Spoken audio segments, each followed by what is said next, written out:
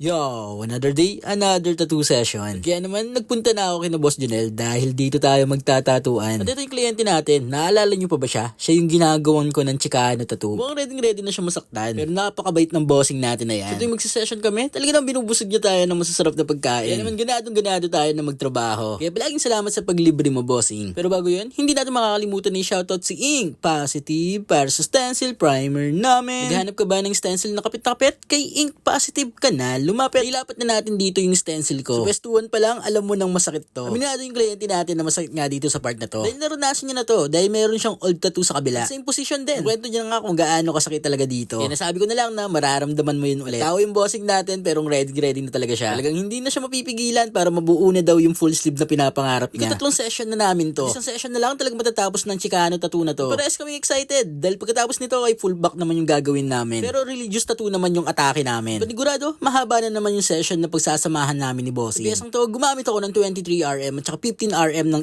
MO cartridges. Sa linya ko naman ay gumamit ako ng 5RL. Gumamit din ako ng 9RS dito. Dahil meron mga part na kailangan ni Powerline. Umpisa pa lang talaga mararamdaman mo na yung kalbaryo ni Bossing. At hindi niya talaga mapipigilan mapangwe dito sa sakit. Talaga mararamdaman mo yung tusok ng karayom pag tinatatuan ka dito. Pagkatapos ng part na yon, oras na para lumipat sa kabila. At eto na, dito na tayo sa part ng forearm. Gamit pa rin natin ng Ink Positive Stencil Solution. At ang request ng Bossing natin ay maglagay tayo ng 1992 dahil yun ang taon ng kapanganakan niya. Pagkatapos namin sa kabila, sobrang saya ni Bossing dahil nakahinga na siya. At hindi kasakitan dito sa part na to. Talagang inuna namin yung masakit na part habang sobrang lakas pa ni Bossing. Dahil panigurado, kapag yun ang inuli namin ay sobrang masasaktan ng Bossing natin. At hindi natin sure kung matatapos niya. Pero dahil ito na yung huli, sobrang lakas pa ni Bossing dito. At full energy pa siya. Kaya hindi ako nagdalawang isip na matatapos niya tong forearm na to. Ang gamit kong machine dito ay ABA EP7. So ngayon ay madalas ko nang gamitin to kapag nagba-black and gray ako. Pero syempre kapag gagawa ako ng portrait ay V-Shop pa rin yung gamit ko. Hindi nga lang talaga matagal ako magtattoo kapag V-Shop yung ginagamit ko. Isa sa mga reason doon, magkaiba yung technique na ginagamit ko sa magkaibang machine. Tulad ng sinabi ko dati, dahil magkaiba sila ng motor. Mukhang na pag-aalataan na talaga si Bossing na medyo masakit na. Pero ganyan lang yung Bossing natin pero napakalakas niyan. At hindi basta-basta mapapasuko yung Bossing natin. Pero wag na natin patagalin at magtattoo reveal na tayo. Ito ang masterpiece na nagawa namin ni Bossing. Grabe, sobrang angas talaga ni Bossing dito. Tignan nyo kung gaano kaganda yung fully healed ng tattoo na to. At alam mo talaga na inalagaan talaga ng mabuti ng Bossing natin. Napalaban lang talaga yung Bossing natin sa bandang kamay na to. Details din yung design na pinili niya. Pero hindi makakailan na sobrang lakas talaga ni Bossing. Pero tapusin tong napakalaking pyesa na to. Ito sa bandang forearm na to, ito yung ni-request na design ni Bossing. Itong 1992 na to. Nakapanganakan niya. Nag-request din siya dito ng filigree. Para sa mga Bossing natin dyan na gusto magpatattoo, mag-message lang kayo sa TikTok, sa Instagram at saka sa Facebook page. Looking forward kami na maging kliyente kayo. Lalo na ang makatrabaho kayo.